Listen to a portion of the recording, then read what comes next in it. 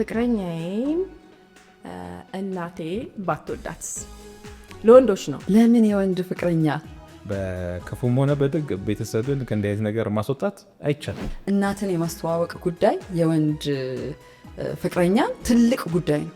እናትሽ እስካሳደጉሽ ድረስ በአንቺ ህይወት ውስጥ ኃላፊነት አለባቸው። እናቶች ይቀናሉ። ሁሌ አሽሙርና ጦርነት ካለ አይከብድ? አትሆንህም እሷን አታግባ ብለው ሲናገሩ በምን አይነት ኢንቴንሽን ነው? የወደፊቷን አማቼን አላቃትም፣ ግን ተጣልተናል። ኦልሬዲ ተጣልተናል።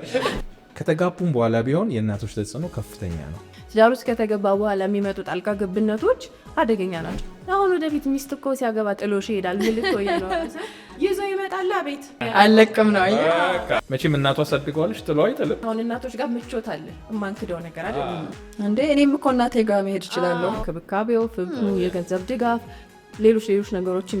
ስለዚህ ያንን ሁሉ ነገር ሚስት ጠቅልላ ልትወስድ ነው የሚለውን የማይመቻቸው እናቶች ያወራሉ። ቦታ መልቀቅ ግን ግዴታ ነው። እናስተላልፋለን እኮ ቦታ እንለቃለን። እኔ ያሳድጌው ነበረ፣ አድጎ ኑሮውን መምራት የሚችልበት ነገር ለእኔ እንደ ስኬት መታየት አለበት። ወንዴ ልጅ መሆኝ ይገባኛል የሚለው ተረቱም አይደለም ደርሶብኛል ይላል።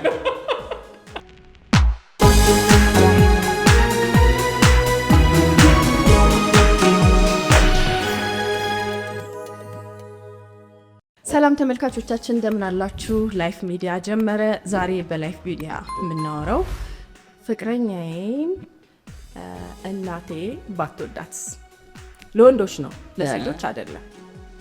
አንድ ወንድ ልጅ ፍቅረኛውን እናቱ ባትወዳት ወይም ደግሞ ለጋብቻ ባትመርጥለት ይሄን ጥያቄ የምናነሳበት የምንወያይበት ሀሳብ ነው። ያው በትዳር ውስጥ የቤተሰብ ጣልቃ ገብነት የሚለው የብዙ ሰዎችን የትዳር ህይወት በጥብጧል። የብዙ ሰዎችን የትዳር ህይወት ደግሞ እንግዲህ ነጥሎ ትዳራቸው ላይ ብቻ ትኩረት አድርገው ከቤተሰባቸው ተለይተው እንዲኖሩ አድርጓል። ብዙ ታሪኮች እንደሚኖሩ ተስፋ እናደርጋለን በዚህ በምናነሳው ርዕስ ዙሪያ።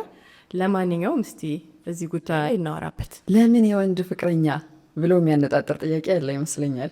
እና ብዙ ሰዎች ተሰብስበው ሲያወሩ ከምሰማቸው ነገሮች ውስጥ አንዱ ሴት ልጅ አታፍቅር፣ ካፈቀረች ወላጆቿን ከድታ እስከመሄድ አይነት የሚደርስ ውሳኔ አላት። ችግር የለባትም፣ ቤተሰቦቿ ወደዱት አልወደዱት ታምና እስከ መጨረሻው ድረስ ትሄዳለች የሚል እንደየሰው ይለያያል። ግን አብላጫው ነገር ከኑሮ የምንወስደው ተሞክሮ አይደል? እስከዛሬ የነበሩ ሴቶች ቤተሰብ አይሆንም ይሄ ሰው እያላት ሁሉ አይኗን ጨፍና ገብታ በኋላ ላይ ስለ ጸጸቱ ልታወራ ይቀላታል የሚለው መነሻ ይሆናል። ሌላው ዓለም ላይም ስናይ ብዙ ጊዜ ይህን ጥያቄ ይጠይቃሉ። ዓለም አቀፍ የሆኑ በጣም ብዙ እይታዎች ያሏቸው ሾዎች ላይ ሳይቀር ሪያሊቲ ሾዎች እናትን የማስተዋወቅ ጉዳይ የወንድ ፍቅረኛ ትልቅ ጉዳይ ነው። ይገርመኛል። ስለዚህ በወንዶች ህይወት የፍቅር ግንኙነት፣ የትዳር ግንኙነት እናቶች ቀጥተኛ ተሳትፎ ስለመኖሩ የሚያሳይ ነገር አለው። ስለዚህ መነሻችን እሱ ይሁንና ነቢል ነው ወዲህ ያል ወንዶቹን እያሰብኳቸው በወንዶች እይታ ምን ሊሆን ይችላል የሚለው ነው። አሁን ቅድም ጸጌ ያልሽው ያው እንግዲህ መቼም በክፉም ሆነ በደግ ቤተሰብን ከእንዲህ አይነት ነገር ማስወጣት አይቻልም። እስካለ ድረስ አንድ ሰው እናትሽ እስካሳደጉሽ ድረስ በአንቺ ህይወት ውስጥ ኃላፊነት አለባቸው። ይጠቅምሻል የሚሉትን የሚገምቱትን ነገር ይላሉ። አንዳንዱ የአንዳንድ ሰው እንዳልሽው ቤተሰብ ሊያበጣበጥ ይችላል። በዛው መጠን ደግሞ የሚገጥምሽንም ችግር እነሱ ቀድመው አይተው ከዛ ነገር ሊከላከሉሽ ይሞክራሉ። በኋላ ምነው ቤተሰቤን በሰማው የሚሉ ብዙ ታሪኮች አሉ። በተመሳሳይ ሁኔታ ማለት ነው። የወንድ ልጅ ከእናቱ ጋር ያለው አታችመንት እንግዲህ እሱ ደግሞ ከበድ ያለ ነው። በተለይ ደግሞ አብዛኛው ቤተሰብ ውስጥ በደንብ ቅርርብ ያለ ከሆነ ከእናቱ ጋር በደንብ አድርጎ ከሆነ የማዘፈን ነው። በእናትሽ እናቴን መሳይ ያለው ማን ነበር? ቆረጥ እናቴን መሳይ አቤል ነው አይደል? ልክ እንደ እናት አንዱ የሴት ትዳር ውስጥም ራሱ ተገብቶ እንደ ጥሩ ኳሊቲ ወንዶች ከሚናገሩት ነገር መካከል ልክ እንደ እናት ነች ሲባል ሚስት ብቻ አይደለችም እናትም ነች። ሚስት ሲባል የሆነ የሚጠበቀው ነገር አለ። እናት ስትሆን ግን ሁሉም ነገር ያሟላሽ ተደርጎ ይታሰባል። እና ይሄ አሁን ሚስትነት እናትነት የሚለውን ነገር ያ ነገር ምን ያህል ዋጋ እንደተሰጠው የሚያሳይ ይመስለኛል። ኖረንበታል በደንብ በቃ የሆነ ስታንዳርድ ወጥቷል። በዛ መስፈርት ያንን ይፈልጋሉ። የቅርብ ሰው ያለኝ አንድ ነገር ምንድን ነው፣ እናቴ በጣም አብዝታ ይሳለቻት አንዲት ሴት አለች። ያቺ ሴትን አጋብታበታለች እናትየው ምን አይነት መሆን እንዳለባት፣ ቁመት፣ ባህሪ፣ ምን ላይ መገኘት አለባት። ይሄ ያለ አይደል እሳቸው ሰርተው ቢሰጡት ደስ የሚላቸውን ነገር ዝም ብለው ከወጣትነቱ ጀምሮ ስለዋል። እሷን አይነት ሴት ፍለጋ ውስጥ በጣም ባዝነው መጨረሻ ላይ የዛ ተቃራኒ የሆነ ነገር ነው የመጣው። በእርግጥ ሪያሊቲው ተቃራኒ ነው፣ ግን ዞሮ ፍለጋው ያቺን ሴት የማግኘት አይነት ሆኖ እናቱ ያስተዋወቁትን የሳሉለትን ሴት የቆዳ ቀለም ሳይቀር እኮ ወጥቷል መስፈርት ውስጥ ማለት ነው። የቆዳ ቀለም ሳይቀር እንዲህ እልፍ ብለው የሚሄዱ አሉ። ለህይወት የቷ ትጠቅመሃለች የሚለውን የማስተማር መንገድ የመምራት ክፋት የለውም ብዬ አስባለሁ። አንዳንድ ጊዜ በፍቅር ታውረን መሄድ የሌለብን ቦታ ልንሄድ እንችላለን። ወንዶችም ያንን ያደርጉታል። ግን እንዲህ ዲቴይል ሲገባ እያንዳንዱ ነገር የአይን ሽፋሽፍቷ እንዲህ ቢሆን፣ ጸጉሯ እንዲህ ቢሆን፣ አለባበሷ እንዲህ ቢሆን፣ አኳኋኗ እንዲህ ቢሆን፣ ያነጋገሯ ትሆን እንዲህ ቢሆን የሚለው ተጭኖት ረዥም ጊዜ ቆይቶ ነው በኋላ ከዚህ ነገር ውስጥ መውጣት አለብኝ ብለውም ነው ይመስለኛል ተቃራኒው ነገር የመጣው። መንገዱ ላይ አላገኛትም ያችን መስፈርት ተብላ የተሰጠችን ሴት። ግን ኢንቴንሽናቸው ምንድን ነው የሚለውን ማወቅ የሚያስፈልግ ይመስለኛል። አሁን እናቶች ለወንድ ልጆቻቸው የሆነ ፍቅረኛቸውን አምጥተው ሲያስተዋወቁ ምንድን ነው ኢንቴንሽናቸው፣ አትሆንህም እሷን አታግባ ብለው ሲናገሩ በምን አይነት ኢንቴንሽን ነው የሚለው ነገር መታወቅ ያለበት ይመስለኛል። ዝም ብለው አንዳንድ ተራ ምክንያቶች ወይም የግል ፍላጎት ወይም ደግሞ አንዳንዴ ያው ብዙ መጥፎ ነገሮች አሉ አይደለም፣ በተለያየ ምክንያት ይሄ ዘር ከኔ ዘር ጋር መቀላቀል የለበትም እንዳልሹ፣ ይሄ የቆዳ ቀለም እኛ ቤት ውስጥ መግባት የለበትም፣ ቁመቷ እንዲህ መሆን አለበት፣ እንደዚህ አይነት ነገሮች ከሆኑ ይሄ ትክክለኛ ምክንያት አይደለም። ምክንያቱም የትዳር ህይወት ከዚህ በላይ ነው። የትዳር ህይወት ረጅም ጉዞ ነው። የቆዳ ቀለም፣ ቁመት፣ ዘር እያየሽ ብቻ የምትዋሃጅበት ነገር አይደለም። ስለዚህ ምንድን ነው ትክክለኛ ኢንቴንሽናቸው? ይህንን ያሉበት በቃ እሷን አታገባትም አልፈልጋትም ሲሉ ምክንያታቸው ምንድን ነው የሚለውን ግልጽ ውይይት ያስፈልጋል። ወንዱም እሱ ያላየውን ነገር እንዲያየውለት ነው እናትየው። አምጥተህ እኮ ማስተዋወቅሽ አይቀርም። ከዛ በኋላ ግን ለማግባት የግድ የእናቴ ፈቃደኝነት ማግኘት አለብኝ ካለ የሆነ ያላየውትን ነገር እናቴ ታያለች የሚል የሆነ መደምደሚያ ላይ ደርሷል ማለት ነው። መጥቶ ማስተዋወቅ ለምሳሌ ወስነሻል፣ ወስኖ መጥቶ ማስተዋወቅ ከሆነ ለሚጋባ ነው በቃ ተዋዋቂያት ማለት ከባድ ነው። ለማረጋገጥ ከሆነ ደግሞ ይዞ የሚመጣው የሆነ አስተያየት አይጠፋም፣ ክፍት ነው የሚሆነው። ቀጥሎ ምን ይወስናል ሰውየው የሚለው ነው ጥያቄ የሚሆነው። ግን ውሳኔ የራሴ ነው ያሉ ሰዎች ሳይቀሩ ይፈተናሉ። ለምን የተሰጠው አስተያየት ሁልጊዜም እኔ ሰራሁት መረጥኩት እርግጠኛ ነኝ ባልከው ነገር ላይ ነው የሚመጣው። የሆነ ግን ቀልቤ ያልወደደው ነገር አለ ይላሉ። አሁን የምንላቸው ሾዎች ላይ ሁሉ የሚገርመኝ ልጅቷ ከሄደች በኋላ አወራሯ ሊሆን ይችላል፣ አኳኋኗ፣ የዛ ቤተሰብን ሙዳ ለማወቋ ጭምር አንዳንዴ ተጠንቅቀው ተነግሯቸው ሲመጡ ያስታውቃል። ሴቶቹ ያ ቤተሰብ ምን ይፈልጋል፣ እናቴ ምን ትፈልጋለች የሚለውን ከመጨነቃቸው የተነሳ ወንዶቹ አስጠንቅቀው ይዘው የሚመጡ አሉ። ግን በሂደት በምልልስ ውስጥ ያለውን ሪሌሽን አይደለም የሚጠብቁት እናቶች። የመጀመሪያዋ ፈርስት ኢምፕሬሽን የሆነ መረጃና ስሜታቸውን እንዲያወጡ ያስገድዳቸዋል። ደግሞ ቅድም ነቢል ያለው አሁን ወንዶች ልጆች ከእናታቸው ጋር ያላቸው አታችመንት ለየት ያለ ነው። በተለይ በደንብ ደግሞ ይሄ ቁርኝት ያላቸው እናትና ልጅ ከሆኑ በቀላሉ ኢንፍሉዌንስ ይደረጋሉ፣ ተጽዕኖ ውስጥ ይገባሉ። ማለት እናታቸው የምትላቸውን ነገር ያምኑበታል። ስለዚህ በቃ እናቴ የታያት ነገር ቢኖር ነው ወደሚል ወደ መጠራጠርና ሀሳባቸው የመከፈል ነገር ላይ ይመጣ ይችላል። ያ ከባድ ነው። እንዲሁም ከትዳር በፊት መሆኑ ጥሩ ነው ብዬ አስባለሁ። ትዳር ውስጥ ከተገባ በኋላ የሚመጡ ጣልቃ ገብነቶች አደገኛ ናቸው። አንዴ ወስነሽ ከገባሽበት በኋላ በቃ አላማረችኝም፣ አልወደድኳትም፣ ያደረገች ነው እንዲህ አይነት ነገሮች በጣም የብዙ ሰው ቤተሰብን ህይወት ፈትነዋል። እንደውም ከተገባ በኋላ ያለው እኔ ከፍተኛ ይመስለኛል። ለምን ከተገባ በኋላ ያው ቤተሰብ ነው የሚጋቧል። ሁለቱ ልጆች ሲጋቡ ከዛ ወደ ተቀላቅሏል። ብዙ ሴቶች አሉ በወንድ ልጅ እናት የሚማረሩ። በዛው መጠን እንግዲህ በእነሱ በኩል የሚኖሩት ፋስ ይኖራል። ግን በዚህ ጣልቃ ገብነት ምክንያት በጣም እየተሰቃየን ነው። የሚፈሩ ራሱ አማቼ ብለው ማለት ከእንትን ጀምሮ ከንግግር ጀምሮ ወይ በጣም ትንሹ ነገር በአሽሙር መናገር ይሆናል። በጣም ትልቁ ነገር ቤት ውስጥ ያለ ትልቅ ኢንቮልቭመንት አለ ማለት አንድ እንደ እናት ይገባሉ፣ ቤት ውስጥ ይገባሉ። ምንም ያው ያለ ነገር ነው። ልጁ የሚረዳበት መንገድና የእሱ ሚስት ያን የምትረዳበት መንገድ አንድ አይነት ይሆናል ብዬ አልገምትም። እና ይሄ የልጅነት አታችመንት ያልሽው እኔ አሁን ይሄም ጥናት ሊፈልግ ይችላል፣ ግን እንዲሁም የምንረዳው ነገር አለ። ሴት ልጅ ከአባቷ ጋር፣ ወንድ ልጅ ከእናቱ ጋር የተለየ አታችመንት አለ። ደግሞ አንዳንድ ጊዜ ለምሳሌ ወንድ ልጆች እንደ አባት ሚና ተሰጥቷቸው የሚኖሩበት ቤት አለ። ምናልባት አባቱ በህይወት ሳይኖር ቀርቶ ወይ ከእናት ጋር ተለያይተው ሊሆን ይችላል። እና ይሄ የአባትነት ሚናን በወሰዱበት ቤት ውስጥ ያደጉ ወንድ ልጆች ከሆኑ እናቶች በጣም ነው ፕሮቴክት ማድረግ የሚፈልጉት ወንድ ልጆቻቸውን። በበጎ መንገድ ልናየው እንችላለን። በሌላ በኩል ደግሞ ያን ቤት ጥለው መሄዳቸውን አይፈልጉትም። ሁሌ የነሱ አገልጋይ፣ ሁልጊዜ በቃ እነሱን ተንከባካቢ ሆነው እንዲቀጥሉ የሚፈልጉ። ሁለት ጉዳት አለው በስሜት ስታዩ። ልጆቻችን ከኛ በህይወታቸው ዘመን ሁሉ አጋር ብለው ጥለውን ይሄዳሉ። ተጣብቀው ከሆነ ሰው ጋር ይሄዳል ልጃቸው። ሁለተኛ ደግሞ ሁለተኛ ኃላፊነት አለ። የባላቸውን ኃላፊነት ወይም አባት ቢኖር ያደርግ የነበረውን ነገር እያደረገ የሚኖር አንድ ወንድ ልጅ ቤት ውስጥ ምን ሊያጎል እንደሚችል ዝም ብሎ አስበው። የቤት ሰራተኞቻችን ጥሩ ሆነው እንኳን ሲሄዱ ህይወት ይቃወሳል። እንደውም እኮ ምንድን ነው የሚባለው፣ ጥናትም ባይኖር የተረጋገጠ እንዲህ ነው ብለን የምናሰምርበት ነገር ባይኖርም እናቶች ይቀናሉ፣ በስሜት ፉክክር ውስጥ ይገባሉ። ተወጆ የነበረ በአንቺ ቁጥጥር ስር የነበረ አንቺን ብቻ ያስቀድም የነበረ ለአንቺ ክብር፣ ጥቅም፣ ፍላጎት ብቻ ይኖር የነበረ ሰው ድንገት ከዛ በላይ ያደረጋት አንዲትን ሴት ሊያኖር አስተዋውቆሻል። ደግሞ መኖሩ ግድ ነው። ስለዚህ ከተፈጥሮ ጋር ሙግት ውስጥ መግባት አለ። እንደውም ተዘጋጁ እኮ ይባላል። ለምሳሌ እኔ ትናንሽ ወንድ ልጆች አሉኝ። ይሄ ነገር ያጋጥመኝ ይሆን የሚል አለኝ ከማነባቸው ነገሮችም ሰዎች ሼር ካደረጓቸው ነገሮችም። ስለዚህ መለማመድ አለብኝ በስሜት ማለት ነው። እኔ ወንድ ልጅ ያላት ጓደኛ አለች። ለልጇ በቃ በጣም የተለየ ፍቅር ነው ያላት። እናንተ አታችመንት ከባድ ይኖላታለሁ ሁሌ።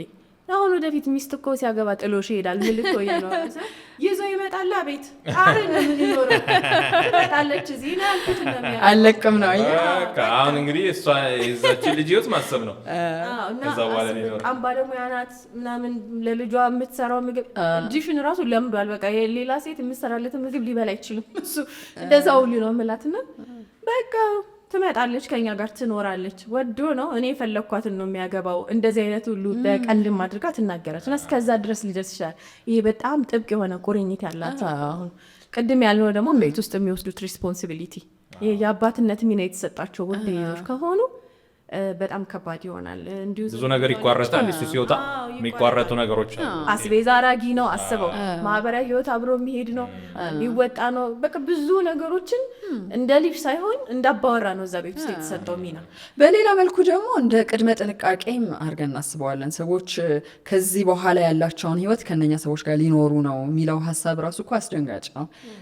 20 ዓመት ይሁን 30 ዓመት ከወላጆቻቸው ጋር ኖረው ነበር። ቀጥሎ ያለውን ምናልባትም ፈጣሪ ከፈቀደ እስከ እድሜ ልካቸው ድረስ አብረዋት የሚኖሯት ሴት ማናት የሚለው። ታናሽ ወንድም አለኝ። ዝም ብዬ ራሴን እንደ ወላጅ አድርጌ አስባለሁ። ከታላላቆቹ ጋር ቁጭ ብለን እናወራለን። አንዳንዴም እንደ ቀልድ አድርገን የሆኑ መስፈርቶችን እንነግረዋለን። በድግግሞሽ የተነገረ መስፈርት ምርጫሽ ይሆናል። ብዙ ጊዜ አይተን ከሆነ የሚናገሩ ሰዎች አባቴ በድግግሞሽ እንዲህ አይነት ሚስት እንዳገባ ይነግረኝ ነበረ ብለው ራሳቸውን አዘጋጅተዋል እና ሳያስቡት መረባቸውን ሲጥሉ በተነገራቸው ፎርሙላ ውስጥ ሊመጣ ይችላል እና እሱን ተጽዕኖ ብለን ፈልገን ነው የምናወራው። ምክንያቱም እኔ ሚስት ሆኜ ለባለቤቴ ምን አይነት ሚስት ነኝ የሚለውን ማየት ትጀምሪያለሽ።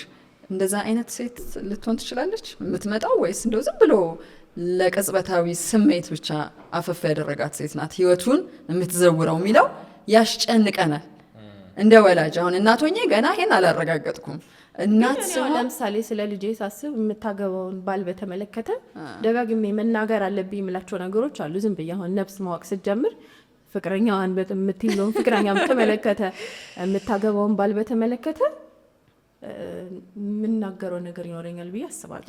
ነገሮች ደግሞ የዛ ተቃራኒ ሊሆን ይችላሉ። ግን ያው አንተ ችግሩ ምንድን ነው አሁን ማለት ኢንቴንሽን የተባለው ነገር ነው። የኔ ኢንቴንሽን ያልኳቸው ተራ ነገሮች አይደሉም። ግን ትዳር ውስጥ የሚያስፈልጉ በጣም መሰረታዊ የሚባሉ ቫሊዩስ አሉ አይደል? አብረው ሊያዛልቁ የሚችሉ ነገሮች። ስለዚህ የትኛው ነገር ላይ ነው ስለ ትዳር አጋሯ ስታስብ ትኩረት መስጠት ያለባት የሚለውን ነገር ደጋግሜ መናገር እፈልጋለሁ። ምናልባት እንግዲህ ከቀናሽ የተወሰነ ፐርሰንቱን ልታደርገው ትችላለች። ይህን የምልበት ምክንያት ተቃራኒውን ሊያደርጉ ይችላሉ ሊሆን ይችላል። ግን አንቺ የቤት ስራሽን ከሰራሽ በቂ ነው። ማንም ሰው እስቲ ቤተሰብ ስሚ የሚባለውን አይሰማም፣ የምትባለውን አይሰማም። ይነገራል፣ መምከር፣ መናገር የሚባሉት ነገሮች አሉ። ግን ወደ ፍቅር ሲገባ ደግሞ ስሜት የሚባለው ነገር አለ። የራሱ አንደርስታንዲንግ አለ። ሁለተኛ ተጽዕኖ የምታደርጊባት አንቺ ብቻ አይደለሽ። ለምሳሌ ስታድግ የትምህርት ቤት ጓደኞቿ፣ በዙሪያ ያሉ ሰዎችም ያላት ኮኔክሽን በሙሉ እሷ ውስጥ የሚፈጥረው ተጽዕኖ አለ። የትኛውን ትወስዳለች? በራሷ መንገድ የምትሄደው ነው። ለምሳሌ እንዲሁ እሺ ልትልሽ ትችላለች። እንግዲህ ብዙ እንዳትጠብቂ ነው ይህንን የምነግርሽ። ነግሮች በኋላ ኤክስፔክት አድርገሽ ወይኔ ልጄ ምናምን የሚል ነገር እንዳይመጣል። ብዙ ሰው ምናምን ካለፈ በኋላ ነው እናቴ ያለችኝ ነገር የሚልም ሊመጣ ይችላል። እና እንዲህ አይነትን ነገር ማመን ይቀድማል። ልጅሽ እንድታምንሽ ስሪ መጀመሪያ። እንደ ወደ ሌላ ርዕስ እንዳንሄድ ነው እንጂ በጣም ብዙ የነገሯቸውን ሰዎች ያመኑ ሰዎች አስቀድመው መልእክቱን ተቀብለው ይኖራሉ። ለዛ እኮ ነው የወንድ ልጆች ታሪክ እናቶቻቸውን አምነው ነው። ምናልባት ከጥሩ ሕይወት ጋር የተገናኙ ቢሆን እንኳን አልወደድኳትም ሲሉ እናታቸውን አምነው ነው የሚሄዱት። እናቴ ልክ ናት፣ እናቴን በብዙ መንገድ ፈትሼ አይቻታለሁ ይላሉ በአስተዳደጋቸው። ቤተሰቤንም ትቼ ይላሉ መጨረሻ ላይ ወደ ጸጸት ይመጣል። ከእሷ ብዬ ግን ለካስ እነሱ ያሉ የነበረ እውነታው የሚል ጸጸት ውስጥ የሚመጡ አለ። ግን ዞሮ ዞሮ እኮ መናገር ያለብህም ተናግረህ ማለፍ አለብህ። አንዳንዴ ምን ይሆናል፣ አንተ ለምሳሌ የሆነ ጥሩ ኳሊቲ ያልከውን በጣም ለቤተሰቡ ቅድሚያ የሚሰጥ እና ተንከባካቢ ባል ነው መምረጥ፣ ፍቅረኛ ነው መምረጥ ያለብሽ፣ ባልሽ እንደዛ ነው መሆን ያለብሽ ብለህ ደጋግመህ ተናግረህ አንዳንድ የፍቅር ግንኙነቶች መጀመሪያ የሚያሳዩትና በኋላ የሚያመጡት የተለያየ ሊሆን ይችላል። ተንከባካቢ መስሎ ለእሷ ብቻ ቅድሚያ የሚሰጥ መስሎ በአፍላ ፍቅር ጊዜ በኋላ ላይ ሌላኛውን ማንነቱን ሊያሳያት ይችላል። ትዳር ውስጥ እንዲህ አይነት ችግሮች ናቸው። መጀመሪያ እኮ ለእኔ ብቻ ነበር ቅድሚያ የሚሰጠኝ፣ በጣም ኬሪንግ ነበር። ግን በወንዱም እንደዛው ማለት ነው። ግን ትዳር ውስጥ ጋር ሌላ ማንነት ነው ያየሁት የሚሉት ነገር አለ። ይህንን እኛ እንግዲህ ምን ልናደርግ እንችላለን? ብዙ ሬድ ፍላጎችን ማየት ይጠበቅባታል ወይም ማየት ይጠበቅበታል። ያው ሰው የሚናገረው ስለኖረበት ነው። እነሱ ስላልኖሩበት ሙሉ ለሙሉ ላያምኑበት እየሞከሩ ሊሆን ይችላል።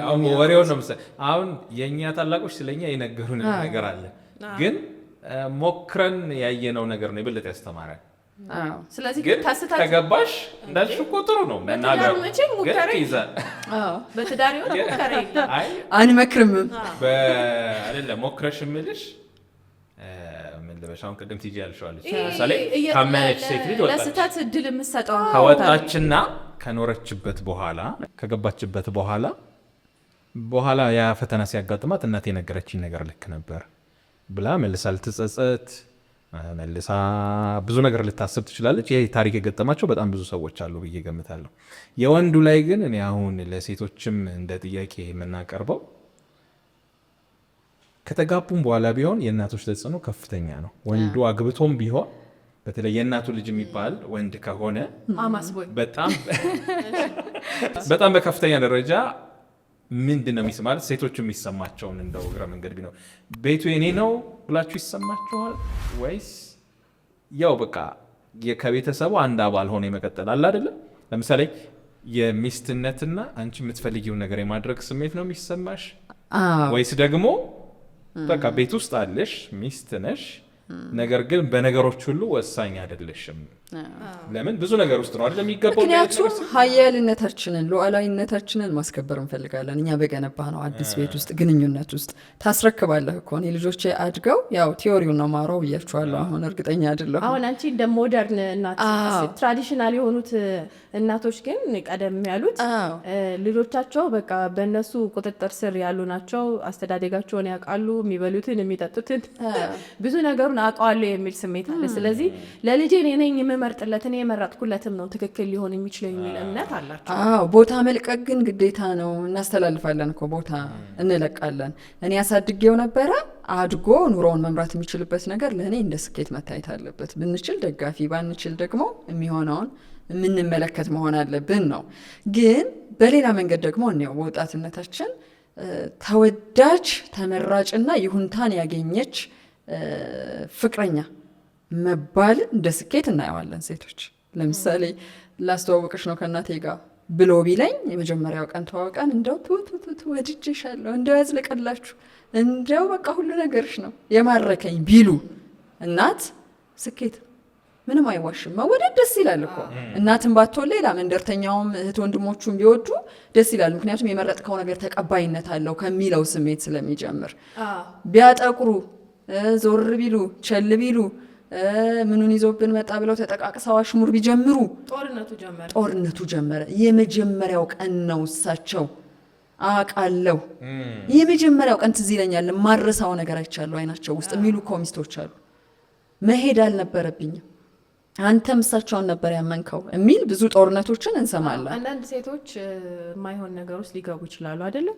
የማራቅ ያውም ከወላጆቻቸው በተለይ ባሎቻቸው ወይም ፍቅረኞቻቸው የሚሰሟቸው ከሆነ በጣም ይሄ ፍቅር ውስጥ ከሆኑ የማሸሽ ነገር ሊያደርጉ ይችላሉ። ስለሚታዘዙ ወንዶቹ ስለሚታዘዙ ያው ፍቅር ስላሸነፋቸው ማለት ነው። የማይታዘዙ ወንዶች ከሆኑ እንደተባለው ትንሽ ይሄ ሪጀክት የመደረግ ነገር በእናቱ በኩል ካሳየች እናቱ በቃ አልፈልጋትም የሚል አይነት ነገር ከሆነ ያሳየችው ነገር ቀላል ነው ለእንደዚህ አይነቱ። ግን ለመወደድ መበጣጠሱስ? ለመወደድ ደግሞ መበጣጠስ ደግሞ አለ። ለምሳሌ የመጀመሪያው ቀን ትንሽ ፈገግ ብለዋል፣ ግን በደንብ ከመቀመጫቸው ተነስተው ልጄ እንደው የነገ የልጄ ባለቤት የሚል ማንነት አላሳዩም። እኛ ሴትዮ ወይም እናት እንድትወዳቸው ለማድረግ ብዙ ቴክኒኮችን የሚጠቀሙ ሴቶች አሉ። ትዕግስታቸውን አደንቃለሁ እኔ። የማስመሰል ነገር ካልሆነ አንዳንድ ነገሮች እንደው ከቤተሰቡ ጋር ለመዋሃድ ጥረት የማድረግ ነገሮች ናቸው ብለን ልንቀበል እንችላለን። ግን ሴትየዋ እንዲወዱ ለማድረግ የተለየ የቤት ስራ ውስጥ የሚገቡ ሴቶችን ደግሞ አሉ። አለባበስ ሊሆን ይችላል። አዎ አለባበስ ሊሆን ይችላል። አነጋገር ሊሆን ይችላል። ባልሽ እንዲወድሽ እኮ እያደረግሽ ነው። ያው በቃ ማለት እናቴ ከወደደች ያን አይታለች ነው። ግን ሁለተኛ ደግሞ እንትንም ጭምር ነው እንጂ ጦርነቱ አሁን ያልሽው ለምሳሌ መቼም ከተጋባችሁ ማለት ነው ከተጋባችሁበት ጊዜ ጀምሮ ማንም ሰው እድሜው እስከፈቀደ ድረስ ሁሉም ሰው በህይወት እስካለ ድረስ ትገናኛለሽ እርስ በርስ አለ። ሁሌ አሽሙርና ጦርነት ካለ አይከብድም? ለምሳሌ አልተቀበሉሽም፣ የሆነ ሰዓት ይመጣሉ። የማን ድራ እንትና ሰው መሆን ይሰራው ላይ ነው ይሄ ጸዳለን አይታችሁት? አላየሁትም። እዛ ላይ አለ። ለነገሩ ይሄ ካራክተር ብዙ ድራማዎች ላይ አለ። ኑሯችን ስለሆነ ነው አይደል? እናቶች አሁን ይመጡና በጣም በቀላሉ ነው ከሚስቶች ጋር ጸብ ተፈጠረ። እስቲ በቤቱ ቁርስም የለ በሚል ይጀምራል። ለሆነ ነገር ሰርታ አቀረበች፣ በቃ የሆነ ነገር ተቀመሰ። እንዲህ ሲሆን እኮ ለጨጓራም ጥሩ አይደለም። ደግሞ ልጅ ጨጓራውንም ያመዋል። እንትን አይደለም ማሳበቢያው እሱ ነው። ይሄን ምግብ ለልጄ እኔ አውቃለሁ ካንቺ በላይ እያንዳንዱ አሁን እቺ ሴት ነው የምልህ እኮ ቅድም ያልኩት እማማ እንደው ለጨጓራው የሚስማማውን ነገር መቼም አሳድገውታል። ምን ይሁን የዛሬው ሜኑ ካላልኩ መግባባት አንችልም። በተለይ የምራቸውን እዚህ ነገር ላይ ኦብሴሽን ካለባቸው አንዳንድ እኮ እናቶች አሉ። ልክ እንደዚህ አንድ ድግስ ላይ እንደዚህ አማቿን ነው እና ከኪችን ጠፋች ልጅቷ። ድግስ እየተደገሰ ነው፣ ቤቷ ነው የሚደገሰው፣ የሷ ቤት ነው እና የባሏ እናት መጥተዋል። በጣም ባለሙያ ናቸው፣ የሰው ስራ አይጥማቸውም። እዛ ጥላ ጠፋች። ምን ነው ስለ እንዲ እዛማ ከገቡ ሌላ ጦርነት ነው የሚመጣው። እንዳልኩትም ሳያቸው የሚሰጡት አስተያየት አለ። ምንድን ነው የሴት ልጅማ ዞር ዞር ብላ ማየት አለባት ጓዳዋን። ምንድን ነው እዚህ ጋር ያደረጋችሁት? አምቱቴን በቃ የማይሰጡት አስተያየት የለም። ኦን ያደረጉታል ሁሉንም ነገር። ስለዚህ የሚሆነው ሰላም ለመፍጠር በቃ ገለል ማለት ነው አንዳንድ ቦታዎች ላይ። አለበለዚያ እኔ ለልጄ አውቃለሁ ወይም ደግሞ እኔ የተሻለ ነገር እሰራለሁ አደርጋለሁ የሚሉ እናቶች ከሆኑ አስቸጋሪ ነው። ስለዚህ ባላንሱን እኮ የሚፈልግ ነው። አሁን መቼም የእናቶች መኖር በጣም አስፈላጊነቱ ልክ ለምሳሌ ከወደዱማ በጣም እኮ ቅድም አለን ተቀባይነት ካገኘ በእናቶች ዘንድ እኮ ዝም ቢሉስ ተቀባይነትም አላገኝሽም ዝም የሚሉ እኮ አሉ። በነገራችን ላይ ራሳቸውን ህይወት ይኖራሉ፣ አንቺን አይረብሹም፣ ዝም ይላሉ። ጓዳሽ አንቺ ነው፣ ጣልቃ አይገቡም። ሪሌሽንሺፑ ያንተ ነው፣ ጣልቃ አይገቡም። ግን እናት ናቸው፣ በእናትነታቸው ይከበራሉ። ልክ እንደ አማችና ምራት ደግሞ የምንገናኘው መገናኘት አለ። አንዳንድ ሚስቶች ጋር ለምን መተው አላደነቁኝም ለምሳሌ እንበልና ሙያ ለምን የሆነ አስተያየት አልሰጡም የሚል ውስወሳም አለ። ቅድም የተባለው ተቀባይነትን ለማግኘት ስራ መስራት ልክ ነው ብዬ አላስብም። ስለዚህ ዞሮ ዞሮ ኃላፊነቱ የሚወድቀው ወንድ ላይ ነው። በሁለቱ መካከል ያለው ማደራደር ባላንሱን ማስጠበቅ ያለበት ሚስቱን መጠበቅ ባለበት ቦታ ላይ መጠበቅ ያለበት ነገሮች ከልክ ሲያልፉ ከዚህ በላይ መሆን የለበትም ማለት ያለበት እሱ ነው። ግን ብዙ ቦታ ደግሞ የሚታየው በሁለቱም እንክብካቤ መጎሳቆል አይነት ነገር ነው። አንዱ ጋር መጎሳቆል ሳይሆን አለመረጋጋት እኮ እንትን ይሆናል። አንድ ጊዜ እናቱንም ማስከፋት አይፈልግም፣ ሚስቱንም ማስከፋት እዚህ ጋር ሚስቱንም ማስከፋት አይፈልግም። ሁለቱ ግን የጎን ጦርነት እያደረጉ ነው። አንዴት ዝም ይልሽ ከሆነ ታዛ ላይ እንደዚህ እያወያየን መተንፈሻ ላይ በቃ በዓል የሚባል ነገር አናውቅም። እኛ ቤት ጥሎ ነው የሚሄደው። በቃ እናቱ ጋር ነው መጫውን ሰዓቱን እዛ ነው የሚያሳልፈው። እኛ ቤት የሚከበር በዓል የለም፣ በቃ ህይወት የለንም ብላ የተናገረች ሴት አስታውሳለሁ። ምክንያቱም እንዳልከው ብዙ እንክብካቤ ድግስ ምንም እኛ ቤት መሆን አለበት። ስለዚህ አንተ እዚህ ቤት ውስጥ የምትፈጥረው ህይወት የለም፣ ለዛም ዋጋ አይሰጠውም። ስለዚህ ይሄ በቃ ቤታቸውን አሟሙቀው ቡናቸውን አፍልተው ገፋቸውን አገንፍተው። ትልቁ ጥያቄ ግን አሁን አንተ እናት ብትሆን መቼም አትሆንም። እሺ እናት ብትሆን ይሄ ሰው ከጠዋት እስከ ማታ ሲመጣ እኔ ቤት ምን ትሰራለህ ማለት ነበረባት ያቺ እናት አይደለም ማለት የለባት። ወላጅ ማበረታታት ያለበት እንኳን ቤቱ ጋር ነው መሄድ ያለበት አይደል? አንዱ እኮ ጥፋት የሚሆነው ይሄ ነው። ያልተገባ ውድድርም የሚፈጥረው ይሄ ነው። ልጄ ነው መጥቷልና ከቤቱ አላባረረው ይላሉ አሁን አንዳንድ እናቶች ወይም አማቾች። ልክ አይደለም። የመሰረተው ቤት አለ። ምናልባት እንደዛኛው ዱለት እንደዛኛው ጥብስ ላይደምቅ ይችላል። እዚህ ጋር መሰለሽ አሁን እናቶች ጋር ምቾት አለ፣ የማንክደው ነገር አይደል? የሚሰጡት ምቾት አለ እንዴ። እኔም እኮ እናቴ ጋር መሄድ እችላለሁ በነገራችን ላይ። ያ ምቾት ያዘናጋሻል። እናትሽ ጋር ሄደሽ በቃ ማደርም ልትፈልጊ ትችላለሽ እኮ አንዳንዴ። እንትን ይባላል እንዴ ጎበዝ የሆኑትማ ወላጆች አንዳንዶቹ ምን ያደርጋሉ መሰለሽ እንኳን በዚህ ኬስ በጸብ ሆኖ እሷም አክሮፋ ወይም ወደ ቤተሰብ ሄደችው ወይም እንትኑ ይሄ ጸቡ ከፍተኛ ካልሆነ ያን ያህል ይሄ ያለ አይደል መታለፍ የሚችሉን ይሄ ቤት አለኝ ብሎ ብድግ ብሎ መምጣት ምናምን እንትን ማይሉ ተመልሰሽ ወደ ቤት እንትን አርጊው ማኔጅ ማድረግ ያለብሽን በተቻለ መጠን አርጊና የባሰ ነገር ካልሆነ አንቺ ላይ ጉዳት የማያመጣ አይነት ከሆነ ይሄ የእንትንነት አለ አይደል ኑሮም ባለመኖር እንዲሁ ለምሳሌ ዛሬ ሆድ ባሰኝ ብቻ በሚል የምታደርጊያቸው አይነት ነገሮች ከሆኑ ይከለክላሉ።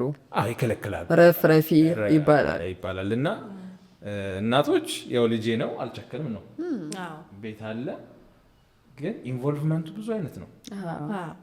እንዴ ሹሩሩ ይላሉ እኮ እንደ ህፃን ወንድ ልጆቻችን በእናቴ ማየው ነገር አለ። በዛው እድሜ ነው የሚያዩት ያደላሉ እንዴ በጣም አድጎም በዛ እድሜ ነው የሚያዩት። እንደዚህ እግራቸው ሊታሽ ይችላል። እዛ በተኙበት የሆነ የሚበላው የሚጠጣው የሚሰጣቸዋል። ስለዚህ የተባሉ ትንሹ ማሙሽ ይሆናሉ እናታቸው ጋር ሲሄዱ። አንዱ ብዬ የማስበው ምግብ ማብሰል ትችላለች ሴት ልጅ፣ ሙያ አላት፣ ቤቷን መስራት ትችላለች። ወንዱ ባይኖር ሁሉንም ነገር ማቀናጀት የሚችል በቃ ይሄ ተለምዷዊ ባህልም ኃላፊነት አለባት እና ወንዱ ልጅ ከኔ ሲሄድ በእሷ ቁጥጥር ስር ነው የሚሆነው። ስለዚህ ጥገኛ ነው። አሁንም ሙያ አይችልም፣ ቤቱ ለብቻው ማስተዳደር አይችልም፣ ሴት የምትሰራውን ነገር እየሰራ አይቀጥልም የሚለው ስጋት እጅ ላይ ነው የሚያርፈው ከዚህ በኋላ የኔ ልጅ የሚል ስጋት ይመስለኛል። እንደ እናት አንዱ ሪጀክት የሚያደርጉት እቺ ናት አሁን እንደው ይሄንን አኳኋኗን ትታ ልጄን የምትንከባከበው እቺ ናት አሁን ስሜቱን የምትረዳ እቺ ናት አሁን ጓዳዋን የምትሰራ የሚል እነሱ በኖሩበት መንገድ የሚለኩበት ፍንጭ የሚሰጣቸው ነገር ያገኛሉ። ይሄ ጥሩ ኢንቴንሽን ይመስለኛል።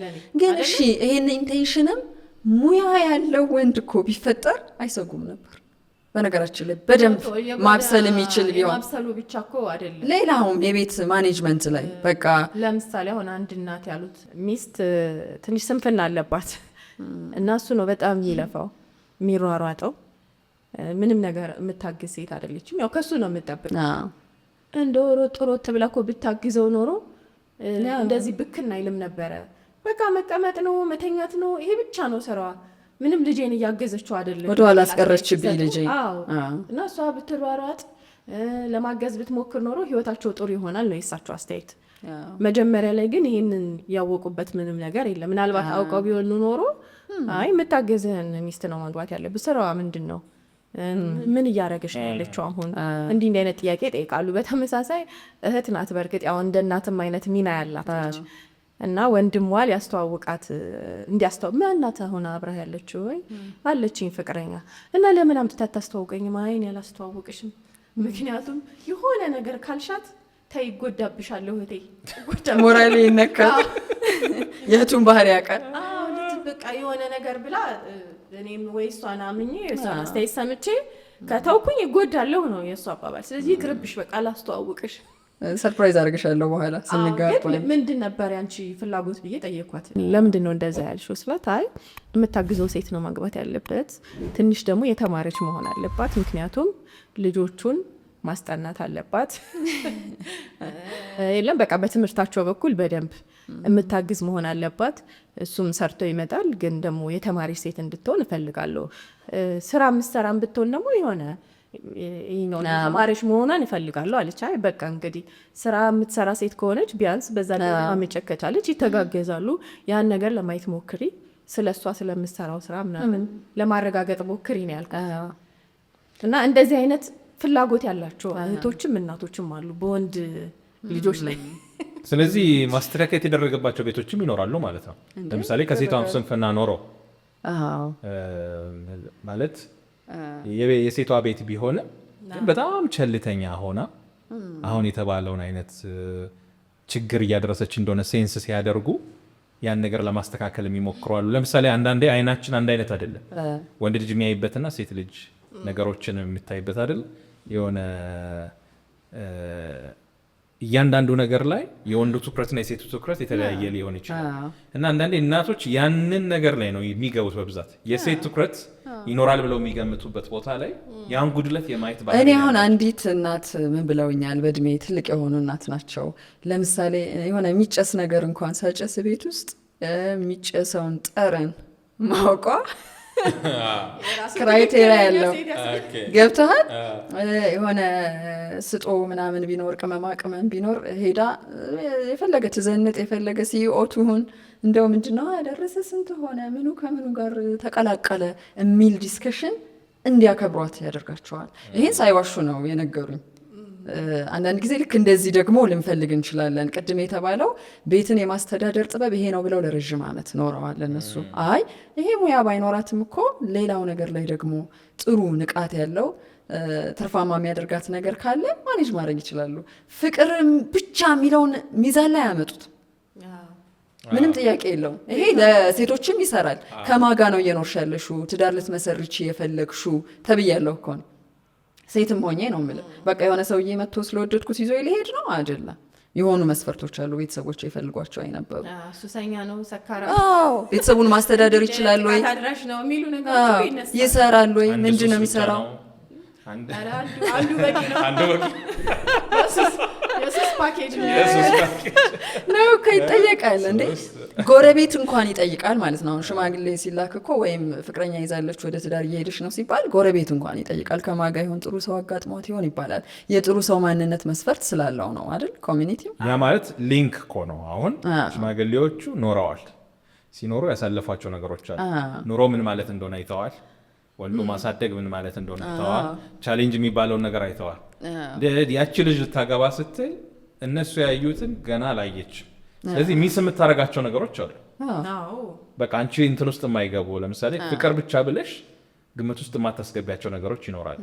ከሆነ ሰዓት በኋላ ፍቅር ብቻ ብለሽ ቤታችሁን ይዛችሁ መቀጠል የማትችሉበት ደረጃ ላይ እንደምትደርሱ የሚያስታውቅ አኗኗር ከሆነ እነሱ እዛ ላይ ምልክት ይሰጣል።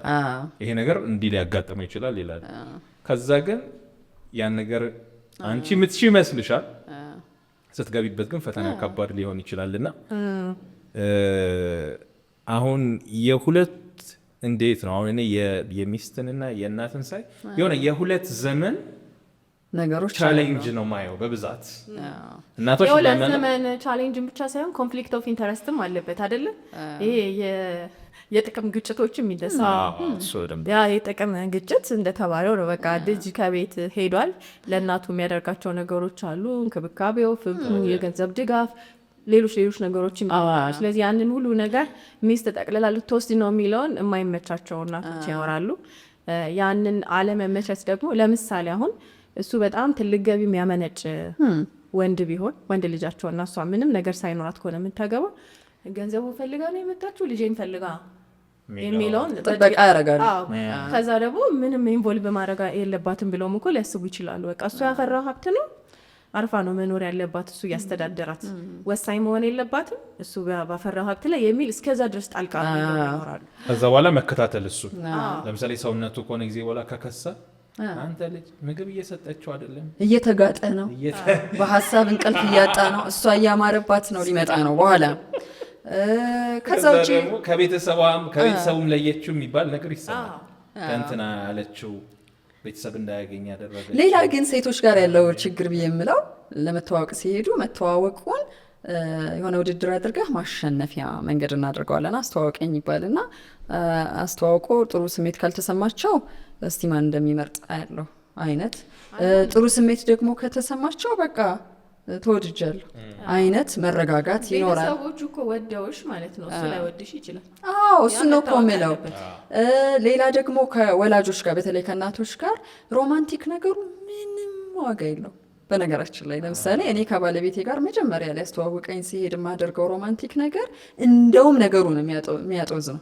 ይጋርድብሻል ተብሎ ገብቶሃል። አሁን እሳቸው ምግብ አቅርበው ወይም ደግሞ ቡና አፍልተው ከሆነ ቤት ውስጥ የጠበቁኝ ወይም የተገናኘንበት ቦታ ላይ የኔና የሱ እጅ ለእጅ መቆላለፍ፣ ትከሻ ላይ ዘንበል ብዬ ማሬ ማለት በተለየ ሁኔታ እንቁልልጭ የማስባልና እንዴት ነው ህፃን ልጅ የሆነ ነገር እኮ እናቱን ሊወስድበት ሲል የሚያናድድ እኮ ነገር አለው አይደለም። በስሜት ኢሞሽናል ትሆናለህ።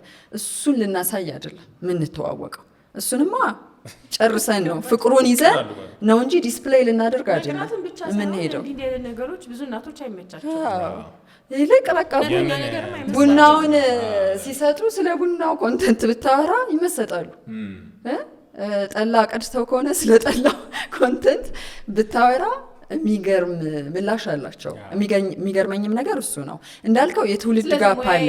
ሴትን ያለመቀበል ፍላጎታቸው ከፍ ያለ ነው ማለት ነው። የትውልዱ ነገር ላይ ስናነሳ ይሄ በእድሜ በጣም የተለያየ ነው አይነት አሁን እሱ እየቀረ ነው ብዬ አስባለሁ። በትንሹም ቢሆን ወጣት ወላጆችም ወጣት ልጆቻቸው ሲያገቡ እያዩ ነው፣ ወይም ሪሌሽንሽፕ ውስጥ ሆነው እየተዋወቁ ነው። እሱ ፌዛውት እያደረገ ይሄዳል በተፈጥሯዊ ሂደት። ግን ጥያቄ የሚሆንብኝ እሺ ሙያው ላይኖራት የቻለ ሴት አስመስላ መከሰት አለባት ወይም አስመስላ መከሰት አለባት? ለምሳሌ ድፍድፉ እንዴት ነው ቆምጭሯል ብል ሄጄ ስለ ድፍድፍ ምንም የማታውቅ ሴት ከሆነች ወይም ላይፍ ስታይሏ እንደዛ ሆና ያላደገች ሴት ብትሆን ሌላ በጣም የሚገርም ደግሞ ማንነት ይኖራታል። ያቺ ሴት የወደዳትን በዛ ማንነቷ ሊሆን ይችላል። እሱን አክብረህ ድፍድፍ የምትቀምስ ሴት ህይወታቸው ውስጥ ልትመጣ ትችላለች። አጋዥ ሞግዚት የሚለውን ፍቃድ ለምንድን ነው የሚነፍጉት የሚለው ጥያቄ ይሆንብኛል። በአንዳንድ ነገሮች ላይ ለምሳሌ አሁን ያልሽው በሙያ ረገድ ከሆነ ያልፈለጓት ማለት ነው። ልጅ በቃ ምንም ሰርታ ማታበላ ልጆቿንም እኮ ይባላል። ልጆቿንም ስትወልድ አትመግብም፣ አንተንም አትመግብህም፣ በረሃብ ነው የምታልቁት። አሁን ይህን የጾታ ጉዳይ ክርክር ማድረግ የለብንም አይደል? አሁን እንዳለው ትውልድ ስናስበው ሙያ የክህሎት ጉዳይ ነው። ወንድ ልጅም ጎበዝ አብሳይ ሊሆን ይችላል፣ ሴት ልጅም ጎበዝ አብሳይ ልትሆን ትችላለች። ግን በመጣንበት ማህበረሰብ ውስጥ ደግሞ ለረጅም ጊዜ ሴት ከእናቷ ስርስብ እያለች ይሄንን ልምድ አካብታለች አይደል?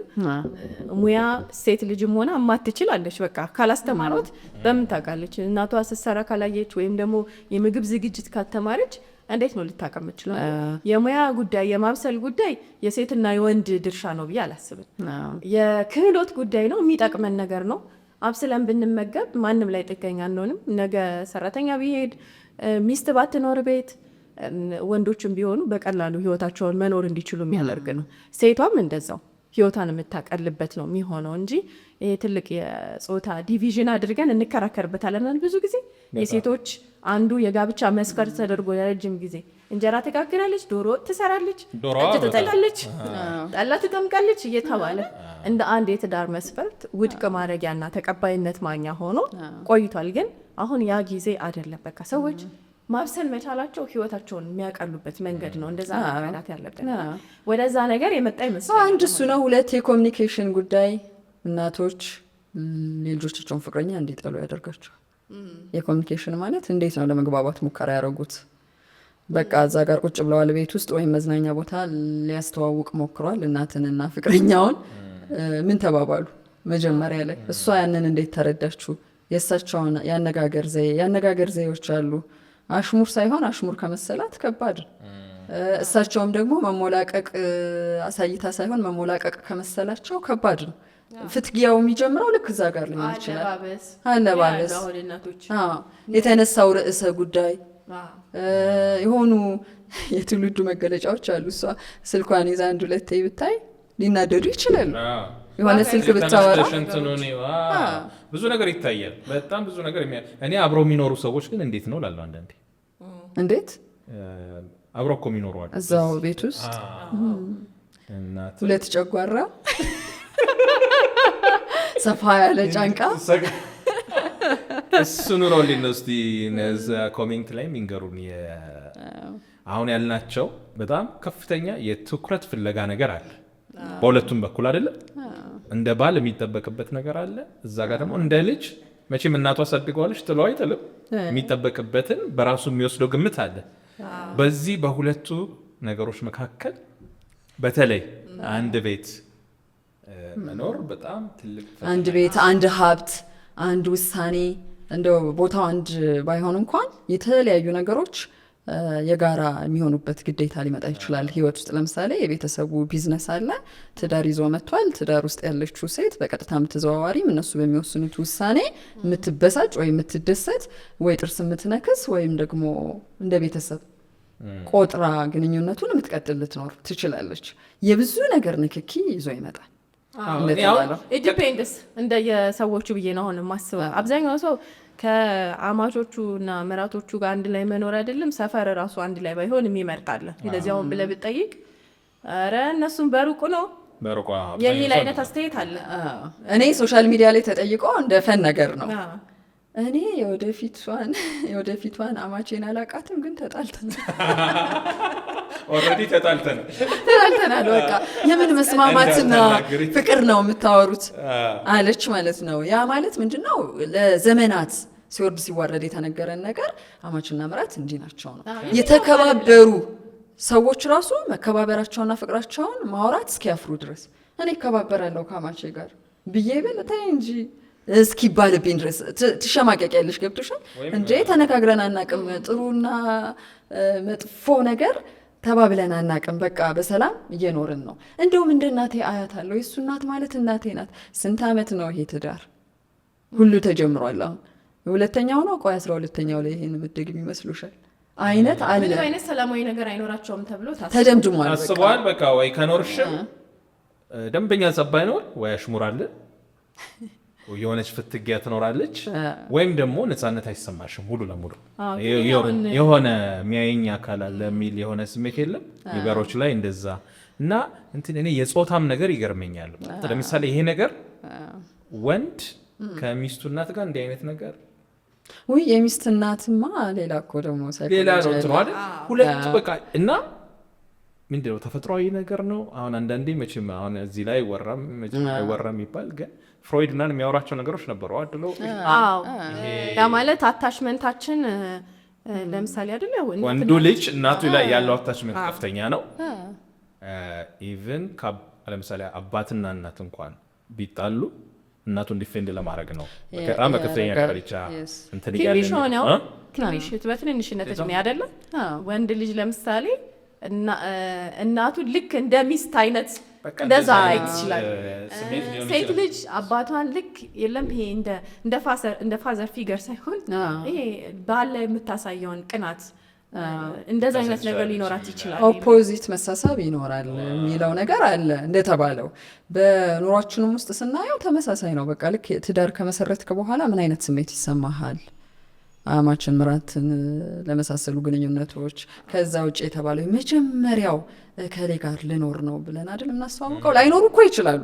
አንተ አሁን አስተዋውቀህ ሚስትህን ላትኖር እኮ ትችላለህ። በራስህ መንገድ ልትለያይ ትችላለህ። ግን የመጀመሪያው አስተያየት የመጀመሪያው ሰሞን የትውውቅ ጊዜ ላይ እናትህ ያለችህ ነገር በዛ ግንኙነት መዝለቅ አለመዝለቅ ውስጥ ሰላማዊ መሆን አለመሆን ውስጥ የሆነ ይዞት የሚመጣው የሚከተለው ነገር አለ። ገና ከጅምሩ እኮ ነው። ገና ከጅምሩ አንድ ወንድ ልጅ ፍቅረኛውን ሄዶ ለእናቱ ሲያስተዋውቅ አልፈልጋት ካለች ያቺ ሴት እኔ ብትወስን ደስ ይለኛል ማለት ቀጣዩ ነገር አስፈሪ ነው እንዴ አስፈሪ ነው። ወደ ጦርነት አውድማ የሁለቱን ነገር መዝነው ፕሮፓጋንዳ ተጀመረ። ይሄንን ነገር ፍቅረኛዬ ማለት ጠንካራ ሆኖ መቋቋም የሚችለው ነው፣ ማሳመን የሚችለው ነው የኔ ሚስትነት እና እኔ ያለኝን ቦታ ወላጆቹ እንዲያምኑ ማድረግ ይችላል፣ ማቀራረብ ይችላል የሚለውን ነገር መመዘን አለባት መጀመሪያ።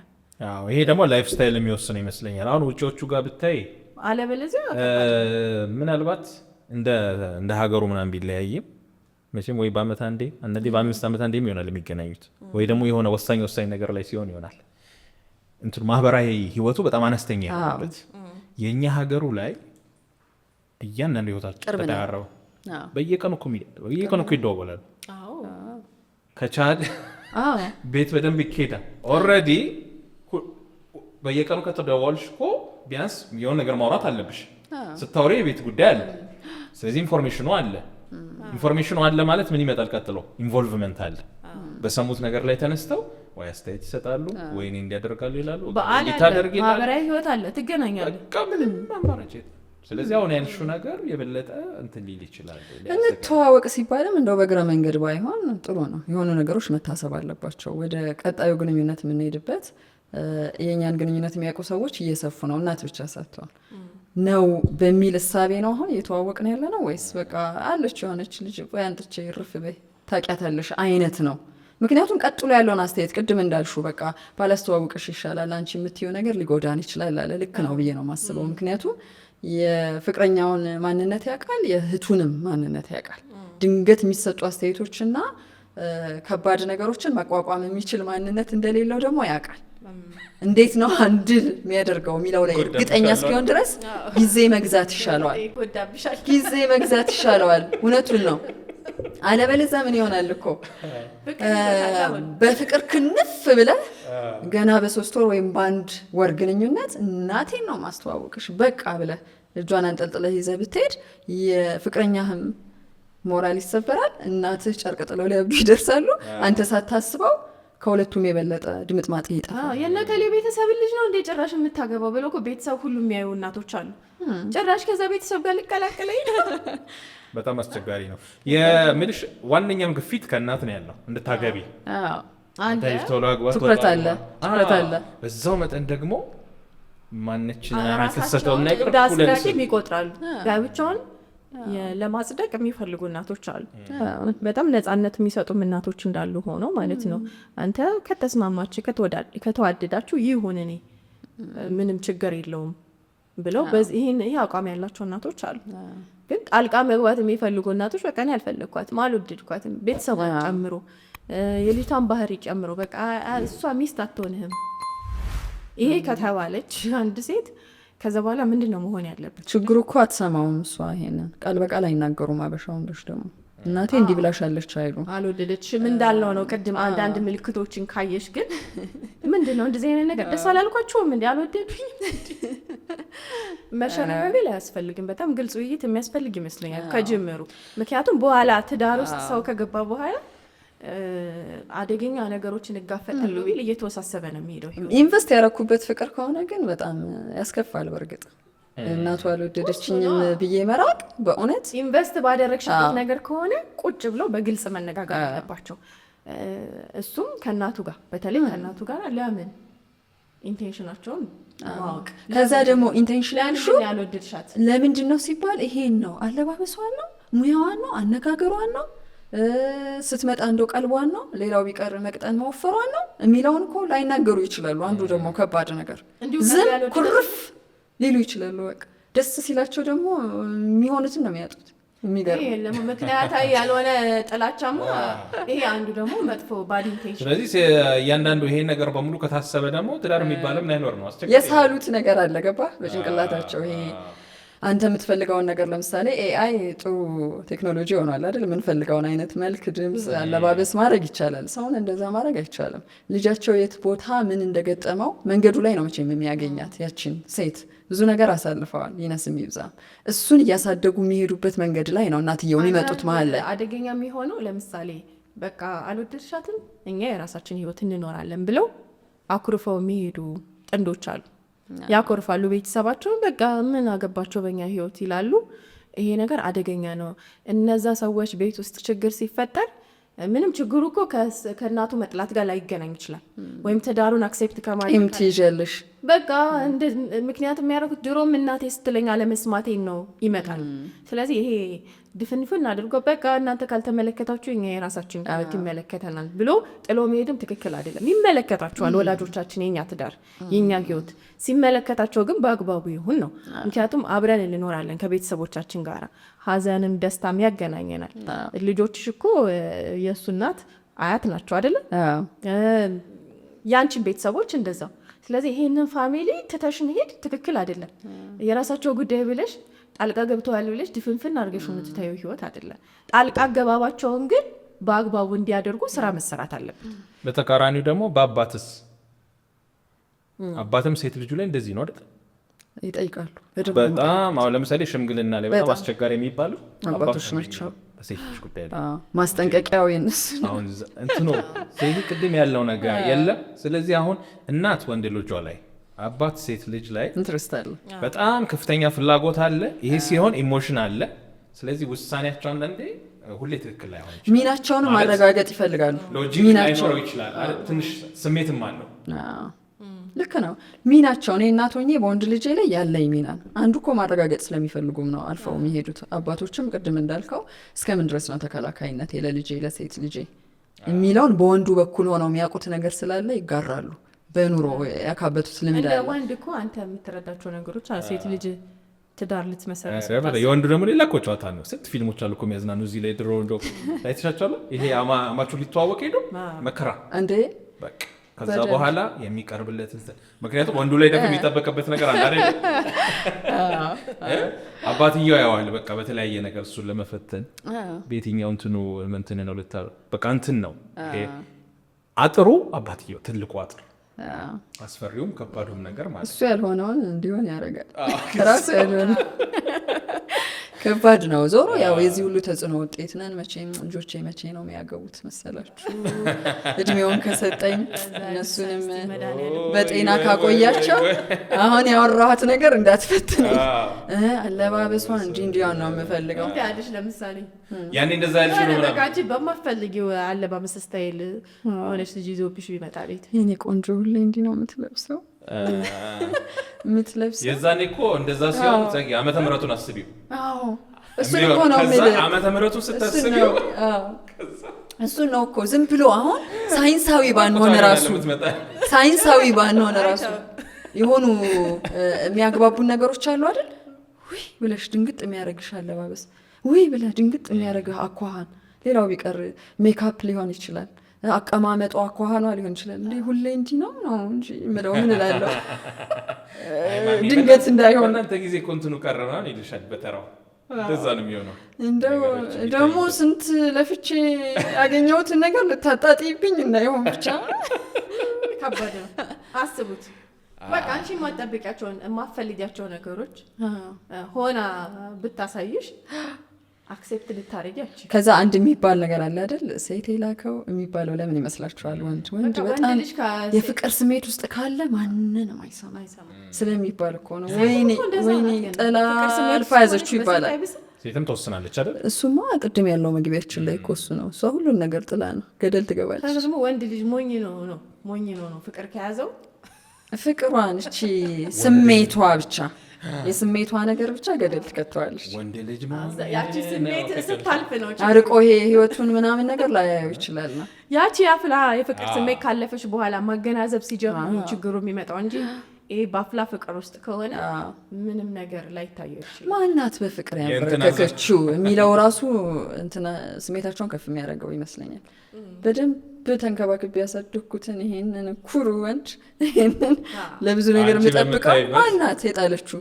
እስቲ ለያት ልወቃት። የአብነት ዘፈን ላይ ያለ የሚያስቀኝ ወንድ ልጅ ሞኝ ነው ይገባኛል የሚለው ተረቱም አይደለም ደርሶብኛል ይላል። ከዛ ሌላኛው በምስል የሚመጣው ማለት ነው ያ ጉዳት ደርሶበት ነው እንግዲህ በሙኝነቱ ብዙ ነገር ይመጣል አለው። ከዚህ ሁሉ ነገር ተርፎ ያው ሪዝን አይላቸው ምክንያት አይሆንም። ስሜታዊ ሲያሸንፋቸው ማለት ነው። ከምንም ነገር እንታያቸው አይችልም።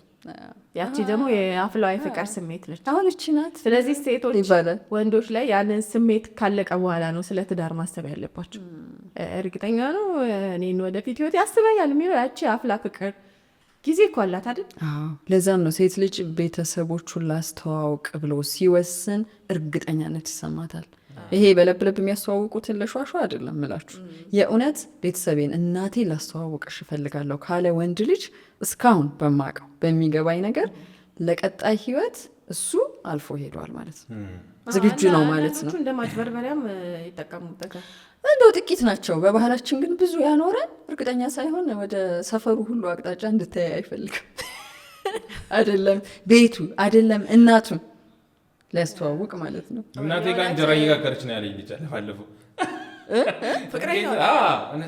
ማዘር ከሄዳ እንጀራ እየጋገረች ነው ምናምን ያዝልቅላችሁ ይባላል። እንዲህ ሲባል እንትን አስተዋውቆ በቃ ምናምን ብሎ አሁን ኦልሬዲ ስራ ማገዝ ጀምራለች።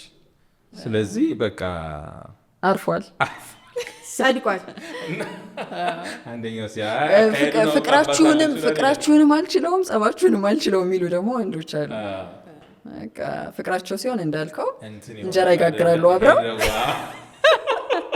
ሲጣሉ ደግሞ ሶስተኛ ሌላ የሚያድርበት ቤት እስኪፈልግ ድረስ ልጁ ማለት ነው። እናቱም ጋር አያድርም፣ ሚስቱም ጋር አያድርም። ስለዚህ ይሄ የማትነጣጣዩ አብረውም ደግሞ ለመኖር ራሱን የቻለ ቻሌንጅ ያለበት ቋሚ ነገር ነው የሚመስለው። ማለት በርቀትም ሆንሽ በቅርብም ሆንሽ የሆነ ቻሌንጅ አለው። ግን ትልቁ ስራ ወንዶች ጋር ያለ ይመስለኛል። መጀመሪያ አንድ እናት ካልወደድኳትም አልፈለግኳትም እቺ ማግባት የለብህም ስትል አሁን የምትወዳት ፍቅረኛ ቢሆን ምንድነው ልታደርግ የምትችለው? እንደ አይነ ሽፋሽፍቷን አልወድም አይነት ሪዝን መቀበል የለበት። የምትወደውን አገባ ከዛ በኋላ እሱ ደስተኛ አይደለም ደግሞ እሱም አለ። ይሄ ደግሞ አሁን ለእናቱ ሲል ከሆነ ሰው ጋር ተጋባ ግን ደስተኛ አይደለም ለእናቴ ሲል ነው ይላል። ቅድሚያ የራሱን የምትወጂው ሰው እኮ ከሆነ ተለየ ሊሆን እንደ ወንድ ምንድነው የሚሰማ? እኔ የወደደው ነው ማግባት ያለበት ብዬ ነው ማምነው። የወደድከውን የወደድሽውን አግብተሽ ከዛ በኋላ የእናት ፍላጎት ነው ማስታረቅ፣ የእናትን ፍላጎት ማስታረቅ ነው። ሁሉም ሰው መቼም አድጎ ምንም ላለች አንድ አክስት ያለች የምታስቀኝ ልክ እናት ሶስት ትዳር አሳድጎ ለባዳት መሸኘቱን ማመን አለብን። እንትኑን የታያት መሸኘቱን ማመን አለብን። እኔ እሱ ነው መርሄ። አንዳንዴ እውነታው እኮ እያቀን እንደሚደርስ እንኳን መሸኘት እኮ ምንም ቋሚ የሆኑ ማናምናቸው ነገሮች አሉ ሁሌ የሚከሰቱ። ልጅም እንደዛ ሆነ እዛ ቤት እንደማትቀጥል እሱም እንደዛ ሆኖ እንደማይቀጥል ግን ሰው የለመደው ነገር ሲቋረጥበት አይወድ። የለመደው አቴንሽን አሁን እናትየው ከዛ ቤት የነበረው ነገር በቃ አንድ ልጅ ከወጣ በኋላ ቤት ውስጥ የሚጎድሉ ነገሮች አሉ። ከዛ ጊዜ ጀምሮ በሂደት ለመቀበል የሚወስዳቸው በጣም ብዙ ጊዜዎች አሉ እና ዋናው ኃላፊነት ኢንተረስት አላቸው እና ዋናው ኃላፊነት ዋናውን ባላንስ ወንዱ ጋር ነው ብዬ ነው የማስበው። በተቻለ መጠን እሱ ነው ማስታረቅ። የወደደውና የሚበልጥበትን ያውቃል። ከማንም መብለጥ ማለት የስሜቴ ከፍታ አለ። በፍቅር ግንኙነት ውስጥ ስሜቴ የሰጠኝ ከፍታ፣ ያ ማለት የእናትና የሚስትን ድርሻ ይለዋውጠው አይደለም። መቼም ሊለዋወጥ አይችልም ካለን ውድድር እያወዳደር ነው እናትና ሚስትን። አንቺ በልጠሽብኛል የምለው እኮ ትዳሩ ወይም ያ ግንኙነት ከአንቺ ጋር የሚጸናበት ነገር ከፍ ብሏል። ምክንያቴ ብዙ ነው፣ እናቴ ብታለቅስ እንኳን የሚል ፍርድ ነው የሚሰጠው ማለት ነው። ህይወት ውስጥ ስለ ግንኙነቱ የሰራው ብዙ ነገር ካለ እርግጠኛ ከሆነ ኦኬ፣ ከእናቱ ጋር ደግሞ ምን አይነት ግንኙነት ውስጥ መዝለቅ ይችላሉ የሚለውን የሚሰራ ስራ ይኖራል። ወደፊት ሊፈጅ ይችላል ጊዜ። እናቶች ጋር ግን ዊዝደም የለም። ይሄ በህይወት በኑሮ ያካበቱት እኮ እውቀት ብልሃት አለ የሚታያቸው ነገር። ይሄ ትዳር በቃ አይተው ነገሩን፣ ሁኔታውን፣ አዝማሚያውን የልጅቷን አይተው አይ በቃ አትሆንህም፣ አመጣጧንም አይተው ሊሆን ይችላል አትሆንህም ማለታቸው በመጥፎ ነገር መታየት አለበት ሊሉ ይችላሉ። ግን ውሳኔው እሱ ጋር አይ የምትሆነውን ይዘው ሊመጡ ነው። በኋላ እኮ እሳቸው የምትሆነውን ይዘው ሲመጡ ልክ ነው። እሱ የራሱ መንገድ እኮ ያለው ይችላሉ። ግን ምርጫውን እንዲያስተካክል ነው እየጠቆሙት ያለው። እሱ ማንም አዋቂ ሰው በህይወት ልምድ ያለው ሰው እናቴን ባትሆን ህይወትሽን እስቲ ትኩረት አድርጊበት ቢል መቀበል አለብን። ማናችንም የሳት ነው ነገር ካለ ምናልባት በለብለብን ብለን እየሮጥን ከሆነ በኋላ ጦሱ ለራሴ ነው የሚተርፈው የሚለው ይጠቅማል እኮ ማየት ትዳር እኮ ነው ለሁለቱም ይጠቅማል። ሊጠቅም ይችላል አንዳንድ ያላየሽው ነገር ካለ ግን ይሄ ምን ያህል ነው እንትንን የምቀበለው ምን ያህል ወይ አይ ያልተረዳችኋት ነገር አለ ብሎ ማስረዳት ያለበት ነገር ካለ ያንን ማሳየት ነው አይደል? ያለ በለዛ ደግሞ ውሳኔው በአብዛኛው ዞሮ እነሱ ጋር ነው ሊመጣ የሚችለው። ስለዚህ አሁን አንዳንድ ወንዶች እንግዲህ ምናልባት ሁለቱንም ላለማስከፋት የሚኖረዋሉ በእንትን ላይ በዛም እዚህም እያሉ ግን ተቃቅረዋል። ሁለቱም ተቃቅረዋል። ሚስትና እናት ወይ አግባብቶ የሆነ መንገድ ላይ ማስመጣት እናትየው ከሆነ ስቴፕ በላይ ልጁ ያን ንግግር እንደማይፈልግ አቋሙን እንዲያውቁ ማድረግ። በእሷም በኩል ደግሞ ምን ያህል ነገሮችን ለምሳሌ የሚያስከፋት ምንም ቢኖር ክፉ ደግ ስለሚያገናኝሽ ምናምን በሚል የምታቻቻያቸውን ነገሮች እንደዛ ትነጋገሪያለሽ እንጂ አሁን አንዳንዴ አሁን ልክ እንደዚህ እንዳልሽው ሶሻል ሚዲያ ላይ የሚጋራ አንድ እንትን አለ። ልክ ወንድ ልጅ ሲያመሽ አለና የሚመስላት የተለመደ አባባል እንትና ይባላል። ግን በቃ ሚስት እኮ እንደዛ ነው አይደል የምታስበው? እናትም እንደ እናት ያቺ ሚስት እኮ መልሳ ደግሞ እናት ትሆናለች። ግን በሌላ በኩል ደግሞ ማለት ነው ወንዶች እኛ ከራሱ አንጻር ነው ያሰበው ማለት ነው ነገሩ። ከራሱ ከሁለቱ ፖይንት እኔ እንዴት ነው የምታየው ላይ ነው ያለው ትኩረቱ።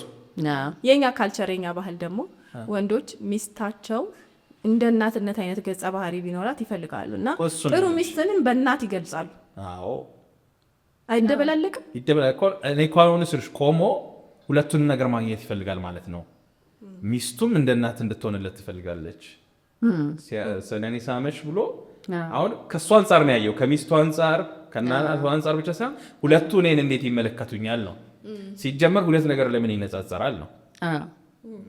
ሚስት የመጣችበት መንገድ ሌላ ነው፣ እናት የመጣችበት መንገድ ሌላ ነው አይደል? እናት ወንድ ልጇ ላይ ምናምን ይባላል፣ የተለመደ ነው። ቢያጠፋም ምንም ያገረበረክ እሱ ትከላከለዋለች። ኦብቪየስ ነው፣ ብዙ ቤት ውስጥ አለ ይሄ ነገር። ለምሳሌ አሁን ስልክ ሳይደውል በነጋታው ቢመጣ ቤት ሚስት የምትቀበልበት መንገድና እናት ምናልባት ፖሊስ ጣቢያ አስደውላለች፣ ጓደኞቹ ጋር አስደውል ቁጭ ብላ አድራ ሊሆን ይችላል እንቅልፍ ማጣ ልጄ ምን አጋጠመው ብላ። ሚስት ደግሞ የተወሰነ ታስብና ከዛ ደግሞ ጠዋት ስታገኘው እውነትም ክፉ ነገር አጋጥሞት ይሆን የሚለው ከሆነ ሰዓት በኋላ ሊሰማ እንዴት ስልኩን እንኳን ብሎ የሆነ ነገር አይለኝም እንዴት ስልኩን አጥፍቶ ይጠፋል ካለች በኋላ ጠዋት ግን በሰላም ስታገኘው በቃ የሆነ ነገር አድርጎ ነው የመጣው የሆነ የደበቀኝ ነገር አለ የሚለው ሊቆጣጠራት ይችላል። እናት ግን እሰይ ተመስገን ምንም ነገር የትረስት ጉዳይ የላትማ። እናትና ልጅ ስለ ትረስት ጉዳይ ሊያወሩ አይችሉም። ይዋሸኛል፣ ይደብቀኛል የሚል ሌላ ነገር ውስጥ ናቹራሊ ማለት ነው። ይሄኛው ግን የፍቅር ግንኙነት ነው። መካድ ሊኖር ይችላል፣ መሳሳት ሊኖር ይችላል። ሌላ ቦታ ሄደው ከኔ ደብቆ የሆነ ነገር ያደረገበት ታሪክ ተፈጥሮ ሊሆን ይችላል የሚለው ብታስበው ክፋት አይሆንም። እንኳን አድሮ አምሽቶ እንደተባለው ከአረጋገጠች በኋላ ነው ስለ ደህንነቱ ልታወራ የምትችለው። ተፈጥሯዊ ነው። ሁለተኛ ደግሞ ግንኙነቶች ደረጃ አላቸው። ሚስት ከሆነ ጊዜ በኋላ እናት መሆኗ አይቀርም። እንዴት ለባሏ ባልም ለሚስቱ ከሆነ ጊዜ በኋላ አባት መሆኗ አይቀርም። በጣም መዋሃድ ነገር ሲመጣ ከሆነ ሰዓት በኋላ ፋሚሊ ነሽ። ፋሚሊ ይሄ ለምሳሌ የመጀመሪያ የነበረው በጣም የለብለቡ የሞቀው ፍቅር የሚባለው ይሄ ፍቅር ሲባል እኮ አባቴ ይላሉ አይደል? አባቴ ከሆነ ሰዓት በኋላ ፍቅር ራሱ የትዳር ህይወቱ ሳይዘልቅ ራሱ ከጀመሩ እናቴ አባቴ ከሆነ ስቴጅ በኋላ በጣም በመዋሃድ ልክ ምን ልበልሽ አንዷ እናት አንዷ አባት የምትሆኑበት ደረጃ ነው የሚደርሰው። በቃ ሁሉ ነገራችሁ ተዋህዶ አይደለ ወደዛ ስቴጅ ነው የምትሄዱት። ወይ ልጅ አሳድጋችኋል፣ ክፉና ደግና አሳልፋችኋል። ብትቆጪ ብዙ ዓመት ያቀሻል፣ ብታለቅሺ ብዙ ዓመት ያቀሻል። በትስቂ ይሄ ሪያክሽን እሱ አይወደኝም እንትን እያደረገብኝ ነው ገለመል የሚሉት ስቴጆች አልቀው በስላችሁ ከዛ በኋላ ምናልባት የሆነ እድሜ ላይ የምትኖሪ ምንድን ነው ወይ ስፒሪቹዋል ነገር ነው በጋራ የምታረጉት ወይ እንትናችሁ ፎከሳችሁ ራሱ ይለያል። ወላጆቻችሁ ሞተዋል ወደ ታች ላሉት ነው የምታስቡት። የተቆጡትም እናት የሉም የእንትን እንዴ አሁን ተይተሩ ሰዎች ትዳርን ራሱ ብቸኝነት ካለ የሚፈልጉት ምንድን ነው ቢታመም ውሃ እንድታቀብለው፣ እሷ የሆነ ነገር ቢገጥማት የሆነ ነገር እንዲለው። አሁን የሆነ ነገር ቢገጥመው ሐኪም ቤት የምትወስደው እንጂ የሆነ ነገር ቢገጥምሽ የተንከባካቢነት ነገሩ ከሆነ ሰዓት በኋላ ራሱ ስቴጁ የፍቅሩ ግንኙነት ወደዛ ደረጃ መድረሱ አይቀርም። አሁን ያ እስኪደርስ ነው እቺ ምንድነው የሽግግር ጊዜዋ በተለይ ከቤት ወጥቶ ትዳር የሚጀምርበት ሰዓት ላይ በሁለቱ ቤት ላይ የተወሰኑ ጦርነቶች አሉ። እስቲ ብቻ ምን ይላሉ ተከታዮቻችን ማለት ይቻላል። በተለይ ደግሞ ጥሩ አፍላ የፍቅር ጊዜ ውስጥ ሆነው ቤተሰብ ለማስተዋወቅ እያሰቡ ያሉ ወንዶች የተጨነቁበት ነገር ካለ ምን ያስጨንቃቸዋል? ምን ላይ ዝግጅት እያደረጉ ነው? ተዋውቀው የመጀመሪያው መተዋወቅ ላይ ከእናት ጋር ቁጭ ብለው የተሰማቸው ነገር ምንድን ነው? ሴቶችስ ወደ ትዳር ለመሄድ በሚያደርጉት ሂደት ውስጥ ምንድን ነው ትዝ የሚላቸው? ሁላችንስ ምንድን ነው ትዝ የሚለን? ይሄንን ወግ ማድረግ ያገኘንበት ህይወት ነበር ወይስ ደግሞ አንዳንድ ተቀባይነት ሊያሳጡ የሚችሉ ፍንጮችን ያየንበት ወይም በግልጽ ደግሞ አትሆንህም ተብሎ የተነገረበት ህይወት ነው አሁን እየኖርንበት ያለው ህይወት የሚለውን ህይወት ገና ዝግጅት ላይ ያሉ ደግሞ ካሉ ፈተሽ ያርጉ። አንዳንድ ነገሮች ያስፈልጋል። ከባድ ነው ትዳር ውስጥ ከተገባ በኋላ ብጥልብጡ፣ ጦርነቱ አታስፈራረች ጋሻና ጦር ይዘይጉ ምርጫ ያላቸው ሰዎች እኮ ይገደዱ፣ ነፃነት አላቸው አይደል? ረጅሙን ህይወት ከመኖራቸው በፊት ቆም ብሎ ማሰብ ያስፈልጋል። እንዳታመልጠኝ ተብሎ እኮ ያለው ሩጫ ነው። አንዳንዴ ያንን ረጅሙ ጉዞ ላይ መወሰን ያለብን ውሳኔ ትክክለኛ ውሳኔ እንዳሰጠ የሚያደርግ ገባ ብለሽ ትወጫለሽ። ገባ ብለሽ ትወጫለሽ። ኧረ ተው ነው ብዙ ሰው እኮ የሚሆነው እንደዛ ነው። ቸኩሎ ከገባ ቸኩሎ የመውጣት እድል አለ፣ የመውጣት ነገር አለው አይደለም? እናቴ ምንም አታመጣም የህይወቴ የመጨረሻዋ ንግስት አንቺ ነሽ እያሉ ደግሞ ዝም ብለው ፕሮሚስ ላይ ያሉ ወንዶችም ካሉ ምክንያቷ ምን ሊሆን ይችላል እናት የሚለውንም ቆም ብለው ማሰብ ያስፈልጋል። ታመጣለች እናት ታመጣለች። ግን ቅድም ነቢል ያልከው ወንዱ በጣም ባላንስ የማድረግ ነገር ነገሩን የማደራደር ሚዛን የመስራት ነገር መጫወት አለበት። ይህንን ማድረግ የሚችለው ግን ብስለት ካለው ነው። ወንድ ልጅ ብስለት ያስፈልጋል። እየበሰላችሁ ቆዩ ከትውውቁ በፊት የሚመጣውን አርቆ የመገመት ነው። ለማንኛውም እስቲ እነሱም አስተያየት ይስጡበት። እኛም ጨርሰናል። ቀጣይ በሌላ ርዕስ እንገናኛለን። ላይፍ ሚዲያ የዛሬው ርዕሳችን ይህን ይመስል ነበር። ሰላም ሁኑ።